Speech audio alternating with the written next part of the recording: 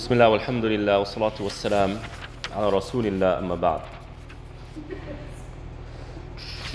So continuing our conversation about love, I'm going to be skipping around here because he goes into a lot of the philosophical side of the conversation, which I don't think is very relevant to our concerns. But here he starts talking about the following.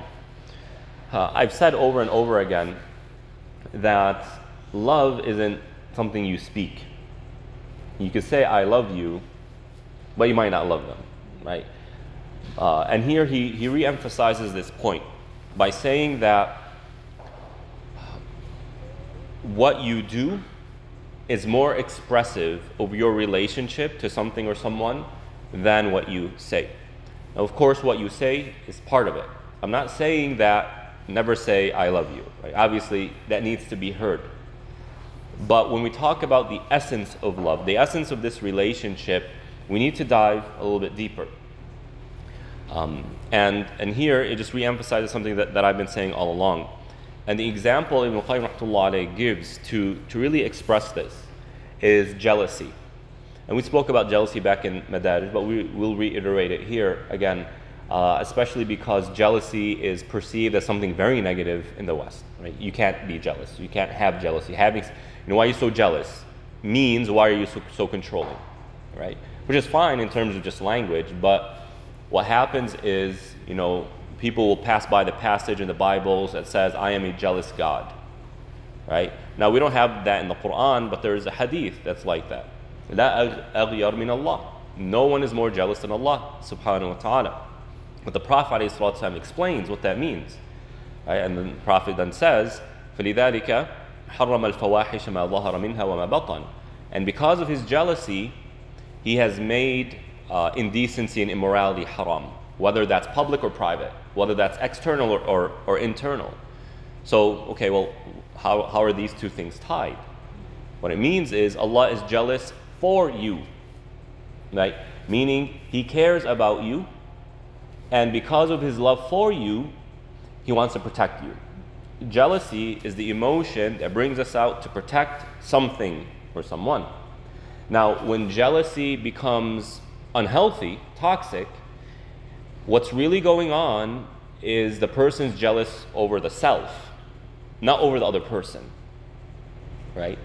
So when somebody's in a relationship with somebody who is unhealthily jealous, what they're really jealous of is their own self. What they're jealous for is their own self. What are people going to say about me? How are going to people look at me? I can't let you do that because it comes back on me. If you go out there, what are people going to say about me? You see what I mean here? That's jealousy, but not for the other person, for the self, right? And so when people misunderstand the statement, I am a jealous God, what they are thinking of is what I just said. That God is, وَحَاشَ بِاللَّهِ, God is self-centered, and therefore he wants you to do what he wants you to do, because if you don't do that, somehow that affects him. No. He's jealous for you, right?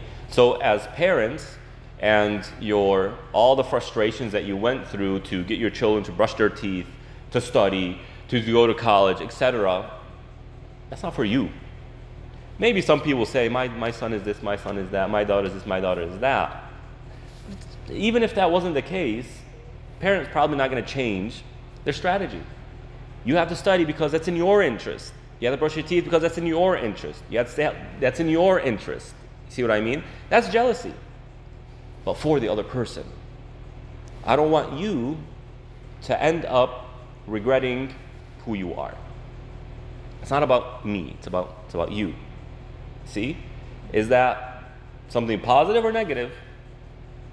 That's positive. Right? That is a relationship. And so part of the dryness when it comes to socializing here in America is that we become so neutral towards each other that it's not appropriate for us to even say, hey, you're doing something wrong. Right? It's like, so long as it's not bothering, so long as it's not affecting me, it's none of my business. It's none of my business. It's none of my business. In our part of the world, it's a little bit on the other extreme. Everybody's poking their nose in everybody's business. So there needs to be a balance here. Right? The Prophet balances out by saying, "Min husni Islam al-mar tarkuhu ma la yani." It is part of good Islam and good behavior to keep your nose out of other people's business. But the West took that to an extreme, to where my son is 18. I can't say anything. You're on your own now. If you're 70, my son, I'm still in control. Like, I still care. All right, that's love. So jealousy is part of Iman when we understand it correctly. So the Prophet ﷺ was never aggressive. He never used to get angry or frustrated, except when the rights of Allah, when the haram is performed, when the rights of Allah are transgressed. Why? Because in his love for Allah subhanahu wa ta'ala, in his love for the religion, his love for the believers, he protects that. Right? It's not about him, it's about the other. And so, as Ibn Qayyim rahmatullah alayhi says here, is that there are certain characteristics of love, among which is jealousy, that it is natural for us to hide it. We don't like to expose our jealousy, right? Especially, in your engagement period. Yeah? You're both very jealous. Where are you going? Where's she going? Where's he going? What's he doing? Why don't you call? What's it? It's all jealousy. But they never want to bring it out. They never want to expose it, right? Putting the psychology of that aside, what's the point here? Jealousy is part of love. You don't have jealousy, there's no love. And again, I said that love can be for the other person, but it could also be for the self, right? We're just talking about the healthy kind of love, the healthy kind of jealousy. And jealousy is not something you technically publicize, right? If somebody does something that is disrespectful to Allah subhanahu wa ta'ala, and you're walking around in the world today, the last thing you want to do is overreact and start yelling, "How dare you, oh, look at this fanatic, look at this person, Just start laughing, right? So the point here again is jealousy is a characteristic of love. And jealousy is something that we hide. We feel it inside, but we don't necessarily react to it externally. So as we began today, the point here is love is not simply words. Love is more expressed through actions and feelings. Right? When I am bothered by what bothers you, when I am saddened by your sorrow, it doesn't affect me personally, but I'm saddened by it. When I am happy for your happiness, something good happens to you, I am happy for you. That's love. That's real love. Why? Because there's that emotional connection that, let's be honest, you can't fake that. You can fake words. You can't fake the feelings, right? So if somebody graduates and you're pretending to be happy, it doesn't change the fact that you're inside, emotionally, you could care less. Or maybe even the opposite, you're upset. Oh, they passed. You see what I mean here? So what happens here, how this reacts, is what determines the love, where it is. Right? And the Prophet ﷺ, the way he is and what he promoted, does this. It creates that emotional connection to the fellow Muslim. Right? As Allah subhanahu wa ta'ala describes the Prophet ﷺ, لَقَدْ جَاءَكُمْ رَسُولٌ مِّنْ أَنفُسِكُمْ عَزِيزٌ عَلَيْهِ مَا عَنِتُّمْ. He is bothered by what burdens you. When he sees one of his followers bothered, you could see it in him. You could feel it in him. He is bothered by what bothers you. In fact, even in dreams, when the Prophet ﷺ looks upset, when I shouldn't say upset, when he looks stressed, he looks worried, then what does that mean? His ummah, the state of his ummah. Right? That's what's going on. Harisun alaykum. He is very enthusiastic about your well-being. Bil-mu'minin ra'ufur rahim. He's compassionate and merciful towards the believers. And he promotes these characteristics, right? لا يؤمن أحدكم حتى يحب لأخيه ما يحبه لنفسه. You don't fully believe until you love for your fellow Muslim what you love for yourself. That's true love right there. When it makes me happy to see you getting what I would like. That makes me happy. It doesn't make me jealous. It doesn't make me mad. It doesn't make me resentful. It makes me happy. In fact, so the scholars even said that in order for you to fully apply this, you actually have to love that they get more than what you want for yourself. So if you want $1 million for yourself, right, you love for them what you would love for yourself, and that is more. Right? Among other hadith. It's a tough one, right? It's tough, but you see how that's the essence. It's the core. So when people look at what's going on in the ummah and they're bothered by it, that's a sign of what? They're part of the ummah. They feel for the ummah. As the Prophet ﷺ says, the ummah is like one body. One part hurts, the rest of the body hurts. But people could care less. Or there's people come out and they're bothered, they're agitated. Why are you bringing this on us? Why do we have to boycott these places? They're bothered, they're agitated by it. Like a part of the ummah is an inconvenience for them. Is this person really part of the ummah? They're emotionally disconnected from the ummah. Right? So, love is not simply words, but rather it's what's going on in the heart. That's why it's so hard to truly have iman. Taqwa ha huna, taqwa is here.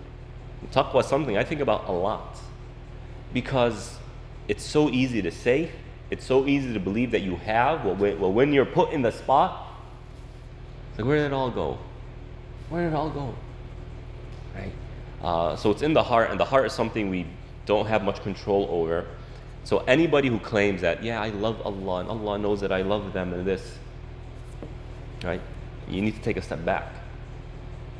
Because if you truly know what love means, and you start using the proper scales to understand it, okay, when somebody is out drinking alcohol, is that something that displeases Allah? Yeah, but when you see them, are you displeased by it? Does it bother you? We're so desensitized to it. It's just another day. They're just drinking, right? They're enjoying their freedoms. Legally speaking, yeah, I mean, we can't do anything about that. But if emotionally I'm not bothered by that, then there's an element of love missing. If when I see a non-Muslim walking around, and I'm not bothered by not by that person, but I'm not bothered by the fact that this person is not following guidance. They're not on guidance. They're not as well as they could be. They're on a path leading them to hellfire. It's not about that person, right? But it's about the idea. Does that bother me? Does that make me sad? Well, the Prophet ﷺ would always be sad. فَلَعَلَّكَ بَاخِعٌ نَفْسَكَ عَلَى أَلَّا يُؤْمِنُوا. There's two verses in Surah Al-Shu'ara. لَعَلَّكَ بَاخِعٌ نَفْسَكَ أَلَّا يَكُونُوا مُؤْمِنِينَ. The Prophet, the Prophet is so emotionally distressed by the fact that they're not Muslims, they're not believers, they're not following guidance, not because it goes back to him, but in their best interest. Understanding what's going to happen to them if they don't answer. I mean, Allah is saying it's like you're about to kill yourself in your emotional distress. That's emotional connection. That's where the love is alive. It's clear, right? So if we know ourselves, we know we're not there. We're not there. Again, as always, the point isn't to put ourselves down. The point is to be real with each other, because part of gaining iman is realizing how insignificant you are. Realizing that I can't even smell the iman, let alone actually have it. I can't even see it. Right? But that's part of iman. That's the beauty behind it. No.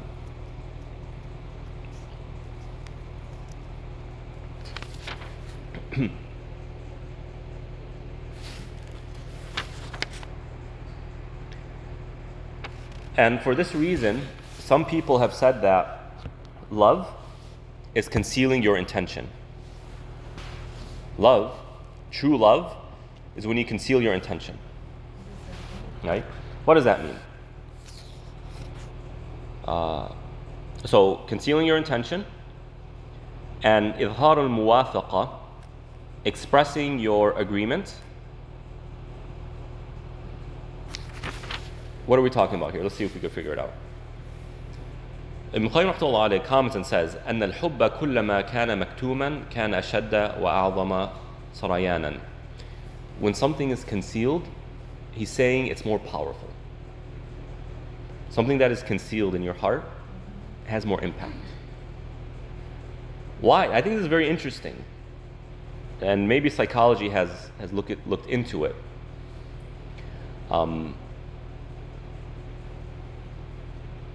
الحب.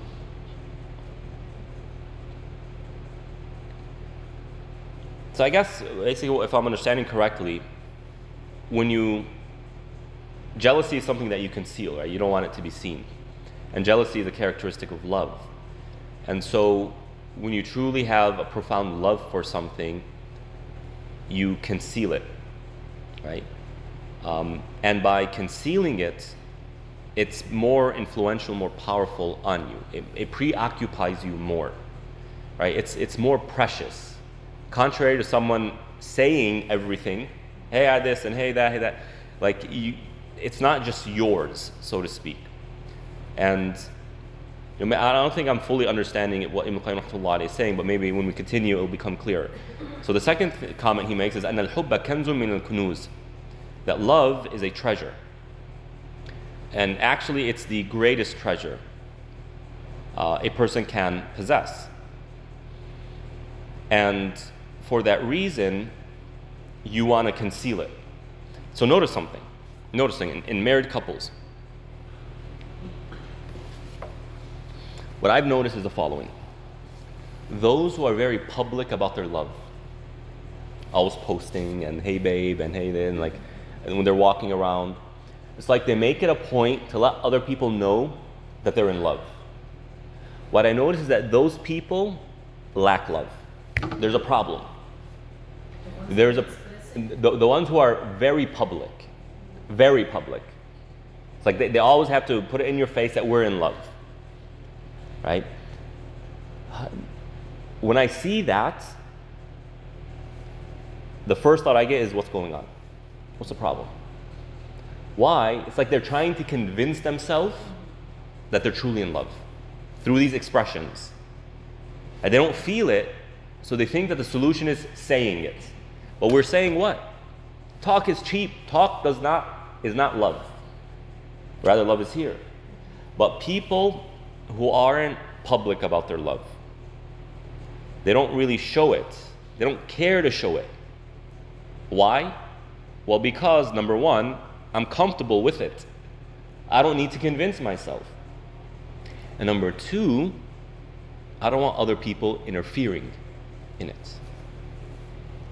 I don't want people to get between me and the person I love or the thing that I love. Conceal it.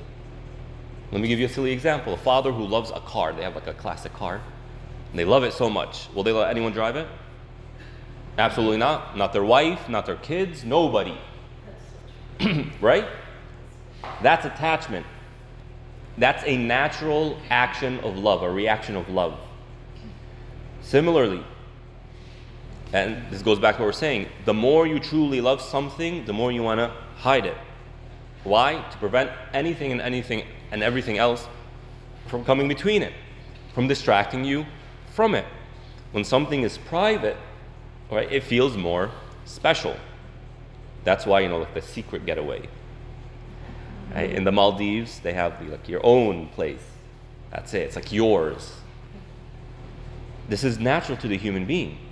And so if love is a treasure is something we protect and we hide. And nobody else knowing about it makes it that much more precious. And so it is natural that we want to hide something. So people who truly love Allah, you never know who they are. Why? Because they're concealing it. They don't want anybody to know. It is part of love not to express it. Hence the Prophet ﷺ says, رُبَّ أَشْعَثَ أَغْبَرَ مَطْرُودٌ فِي الْأَبْوَابِ.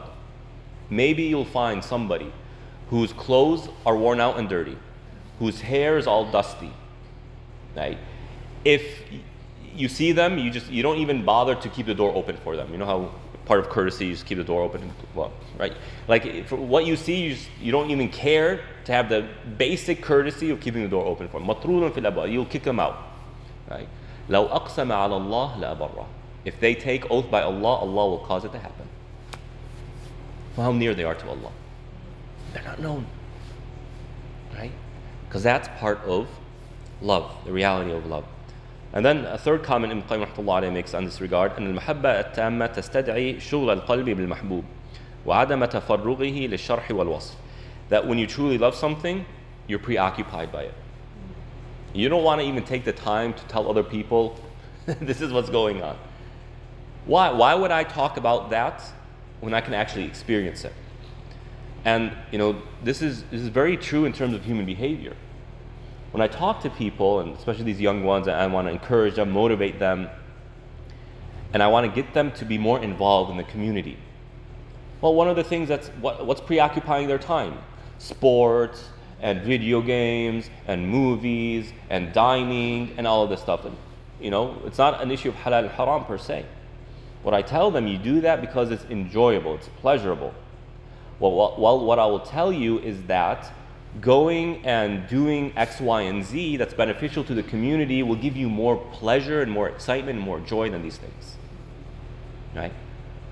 And one of the traps that you find, it's not an intentional trap, but one of the self-made traps that happens on social media is those who are like trying to grow, trying to promote, trying to be more successful, trying to learn, trying to be motivated, is that they get stuck in the cycle of just listening to other people motivate them. And they never act. It's like, yeah, I need to feel motivated. I'm going to go listen to somebody. Well, if you actually go and do, you will naturally, your body will naturally release the hormones that will make you feel excited. Some individual who researches like muscles and stuff said that perhaps the greatest finding of the decade is that when you exercise, like when you put pressure on your muscles and you use your muscles, it releases a certain hormone that makes you feel happy. Meaning when you do push-ups, your body will reward you for that by making you feel happy. But when you watch TV, when you look at social media, you don't feel that. It does the exact opposite. When you read a book, the same thing. Right? When you do a good deed, when you do a favor, right? Unless somebody is just a wicked person, when you do somebody a favor, you are bound to feel good. Right? Science shows this. Studies show this. So love is the same thing. If you truly love Allah, you will make it a point not to mention that to others, because it's between you and Allah. You don't want anybody else getting in between that. Plus, you're afraid that if you express it, things might corrupt the heart. So you're very jealous, you're very protective of it. The evil eye or anything like that. People will give you problems. Number two, why waste time telling people that I love Allah and Allah loves me when I actually go and experience that myself? You see? Right.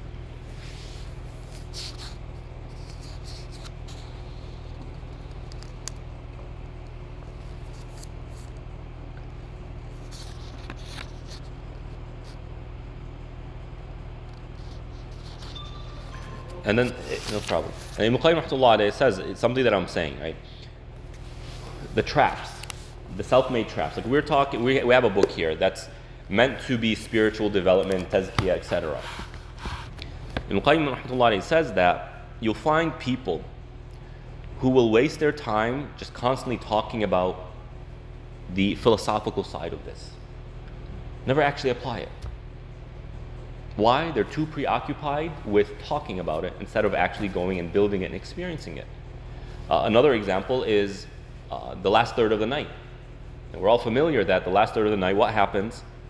Allah subhanahu wa ta'ala calls out, does anybody have a dua for me to answer? Does anybody have a request for me to provide them with? Does anyone want to do istighfar for me to forgive them? Etc. Now, you have, over the centuries, scholars coming out and saying, what does this hadith actually mean? And it doesn't make sense. How can Allah how can Allah descend from His throne down to the first heaven? And there's always a place on earth where it's the last third of the night. That means Allah is permanently in the first heaven. That doesn't make sense. And Ibn Taymiyyah says, they're so preoccupied with these irrelevant questions that they forgot to actually wake up the third of the night and get the benefit. You see what I mean? So part of real love To actually go and experience it. Not just talk about it. To actually go and do it. Why should I talk about it? Right? And then Ibn Qayyim rahmatullah alayhi talks about different ways love is enacted. And it starts with ihsan. Love of Allah begins to be expressed by the individual through ihsan, through excellence. Now remember, the hadith of Jibreel. The first thing was asked about is Islam. The next is Iman. And then ihsan. And the scholars took from this that ihsan is the highest, like once you get to the higher levels of Iman. Whereas Islam, not to say that anyone is insignificant per se, but there's clearly levels. And why is ihsan where love begins? Well, think about it. Prayer is the right of Allah. Fasting is the right of Allah. It's a command. Zakat, and the list goes on. But ihsan is when you go above and beyond that. Right? When you go above and beyond that. If I have a business partner, to what extent am I willing to act for that person? The extent to which the contract demands me. Why would I go above and beyond that? You see what I mean here? If I'm going to buy an item from a store and that item is $20, would I ever say, here's $22? I would never do that. Why would I? Because the relationship between me and the store is by contract. I'm not going to perform ihsan here. So there's no love. See what I mean? Yes? No? Yeah. You all just kind of dozed off here. No. Yeah? I'm trying to absorb. Clear? So Allah has prescribed upon us 5 daily prayers, fasting, etc. People who just stay on that, 100% accepted. And as the Prophet ﷺ said, if they do that, they'll get paradise. Right? We have an example of this. But where does love come in? So when I want to go above and beyond that, when I want to do more, when I'm willing to sacrifice what I don't need to sacrifice because it's pleasing to Allah. This is where love begins. So love starts with ihsan. And really, how do we visualize this more? Well, Ibn Qayyim rahmatullah alayhi says, وَأَمَّا مَحَبَّةُ الْعَوَامِ فَهِي مَحَبَّةٌ تَنْبُتُ مِنْ مَطَالِعَةِ الْمِنَّةِ وتثبت باتباع السنة وتنمو على الإجابة للفاقة. So he says here that love grows on observing Allah's blessings upon you. Love grows. What gives nutrition to your love for Allah? What's the water to that seed? The water to that seed is seeing Allah's blessings upon you. Mutala'at al-minna. What Allah has given you. Why? Because as we've said many times, we human beings are created in a way where we love the ones who are kind and excellent towards us. That's how it is. Right? It's natural. So the more we're able to recognize Allah's blessings in our lives and His, what He has given us and His ihsan, His excellence towards us, well, what's naturally going to happen? Your love for Allah is going to grow. Right? When you just look outside and you see that palm tree and it's beautiful and you love looking at it, and then you remember that Allah created it that way so that you enjoy looking at it. That's very special to the heart. Right? I mean, if we are very humbled and we feel a lot of excitement and joy when somebody says, hey, is calling you to say happy birthday. Oh, thank you so much. You remembered when my birthday. You see what I mean? How about when we convert all of the world around us to be a message from Allah that I created it this way so that you just enjoy looking at it? Right? So that's one thing. Number two, وَتَثْبُتْ. What causes it to be firm? You plant this, you water a seed, it starts growing. If it's not firm, then it could just die. It could fall over. Something can trample it. It takes root. Love of Allah takes root by following the sunnah.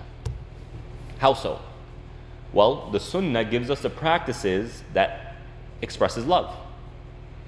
And when we act with love, it naturally creates that love.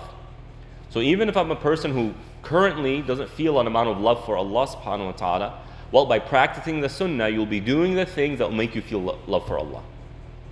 Right? Not only that, you do the things, the sunnah, applying the sunnah will provide you with actions that will cause Allah to love you. And if Allah loves you, He sends you the message. Right? And one of the ways Allah rewards a person for their deeds, you see when somebody gives sadaqah, it's like I wonder what Allah's going to reward me, right? What are we thinking? Allah's going to give me more money, right? Nothing wrong with that, as we've spoken about before. But sometimes Allah might reward you for that deed by making you love Him more. Right? Just right now, I saw a TikTok of a non-Muslim, I think she's non-Muslim, and her daughter asked her, when is God going to punish Israel? Right? And she said, I thought for a second, and I told her, God has already punished Israel. He's already punishing them. She's 100% right. Like, how she understood this is very established, by the way. She said, when you look at these officials from the Israeli government, you look in their eyes, it's pure evil. Like, they don't even flinch. They don't even flinch by saying the things that offends all of humanity. Right? They have become so psychopathic, so narcissistic, so arrogant that what I say is automatically right. And they're confused at people who criticize them. What are you criticizing me for? That is the epitome of narcissism. Like, that's Iblis stuff right there.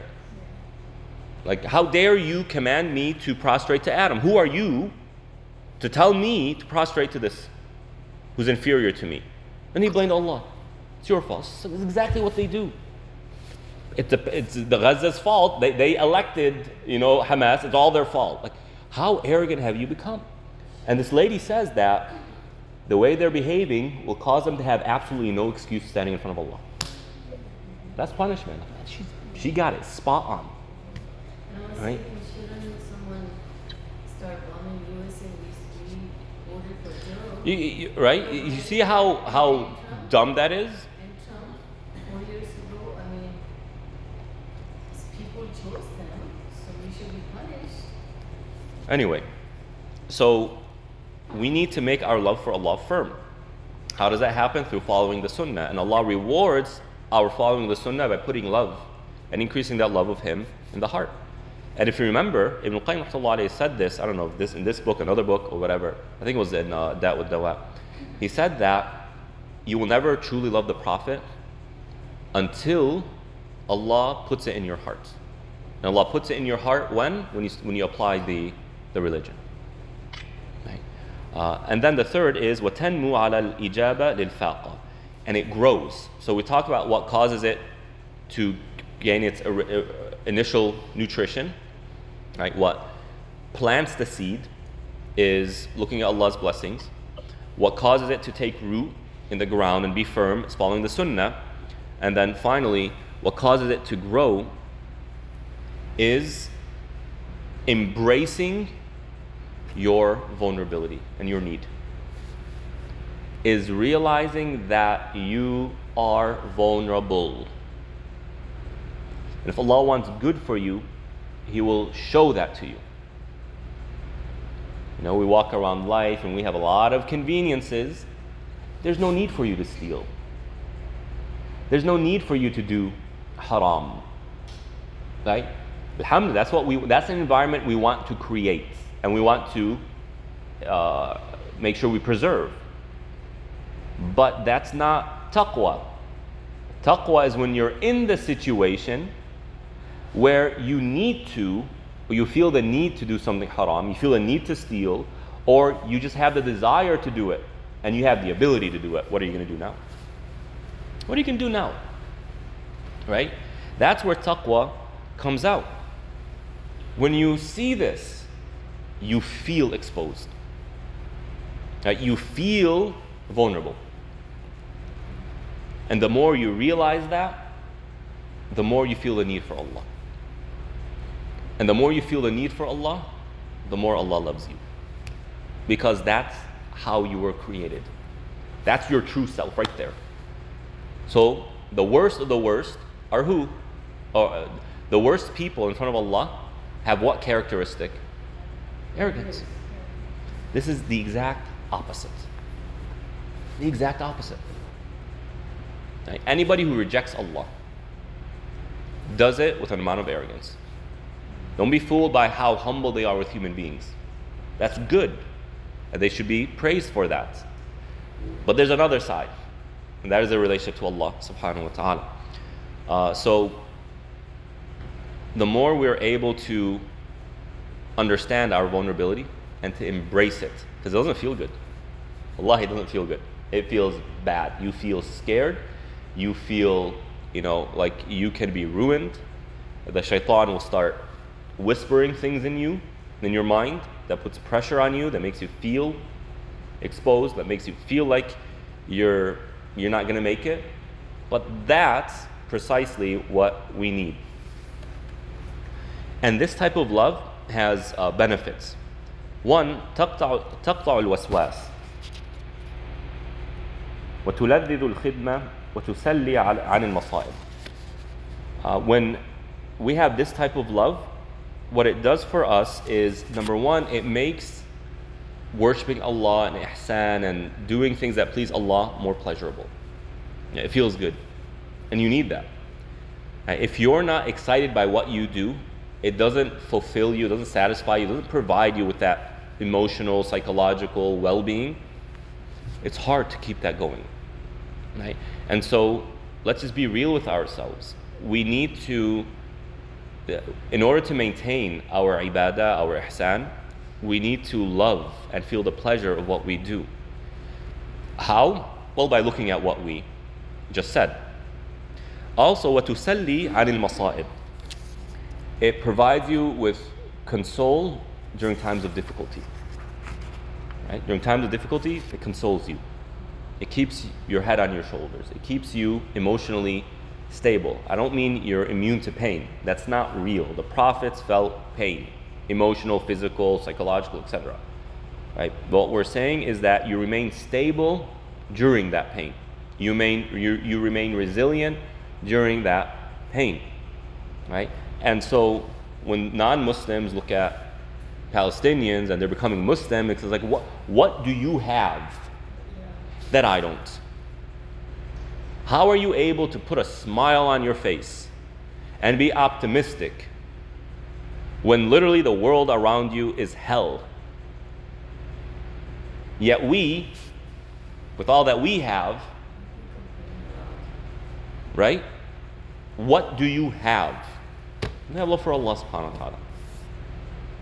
Because Allah put it in their heart as a reward for their patience. Right? وَتَقْطَعُ الْوَسْوَاسِ. This has a particular meaning, if I could just pull it up, because it's eluding me.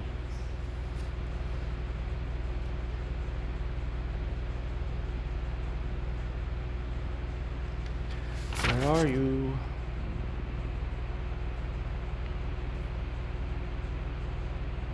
Anyway, if I'm remembering correctly, what it does is two things. تقطع الوسواس, it cuts the whispers. Either the whispers of the shaitan, because one of the things that the shaitan does is try and make you feel that Allah does not love you. Then no matter what you do, you're just irrelevant. That's one of his strategies. So that's one thing that it cuts out.